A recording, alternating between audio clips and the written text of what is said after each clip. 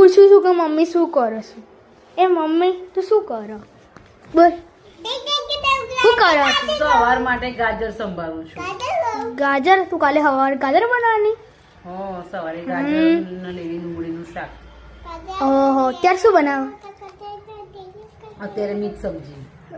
Mix બનાવી રહી. Mix સબ્જી અને બાજરીનો રોટલો.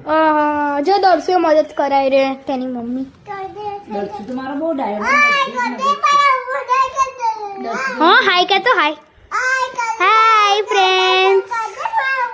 હો ગાજર કપાવો. હા ફ્રેન્ડ, જો દર્શુ તો મમ્મીની મદદ કરે. તમારે મદદ કરવી જોઈએ. હા ને મમ્મી? હા, સાચી વાત ને? હા દર્શુ તો મને બધી જ મદદ. હા, તેમના છોકરાઓને કરવી જોઈએ મદદ. હા તું બહુ કરે ને મદદ? હા, હું એ કરું ને. તું કેટલી કરે? કરું. અભી હાલ બધા કપડા મૂકવા મદદ નથી કરી. આ તો નાની વસ્તુ તો કપવાની તો ભાઈ એ તો હાર્ડ કહેવાય ને, એ તો તને જ આવડે. એવું? દર્શુ તો ખાલી તમે તને ગાજર આપી દો બસ. એ કામ તો હું એ કરી લઉં. બોલો ફ્રેન્ડ. હા, એટલે દર્શુ જોડે વાત કરો. હા, ગાજર ખાવું હું કે ગાજરનું શાક ખાવું બહુ જ સારું છે, બહુ જ સરસ છે. શિયાળામાં જે પણ લીલા શાકભાજી આવે એ ખાઈ લેવા. એનાથી આપણે કેલ્શિયમ વિટામિન મળે છે. લીલા સાચી વાત. પાંદડાવાળા શાકભાજી ખાવા એના બહુ જરૂરી છે. શિયાળામાં તો ખાવા જ જોઈએ. ઉનાળામાં તો આપણે નથી છાશ પી કરીએ એટલે કઈ ખાઈએ જ ના. અને શિયાળામાં દરેક પ્રકારના શાક આવે તો બધા જ અલગ અલગ રોજ લાઈન રોજ ખાવા જ જોઈએ. ફ્રેન્ડ્સ, આજે મારે સ્કૂલમાં રજા હતી.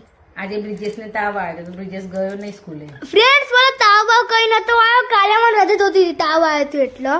તો રવિવારે રજા જ તું હતી. મને રજા જ નતો દે. કાલે ટ્યુશન જવાનું હતું ને, અમારું રવિવારે ટ્યુશન ચાલુ હોય તો જવા જ ન. એવું કહેતી હતી જા તું જા. ટ્યુશનમાં એક્ઝામ આપવા જવું જરૂરી હતું. હા, પણ મેં તને કીધું તું ખરી કે આપણે બીજા દાડા એક્ઝામ તો દેવા આવ્યો.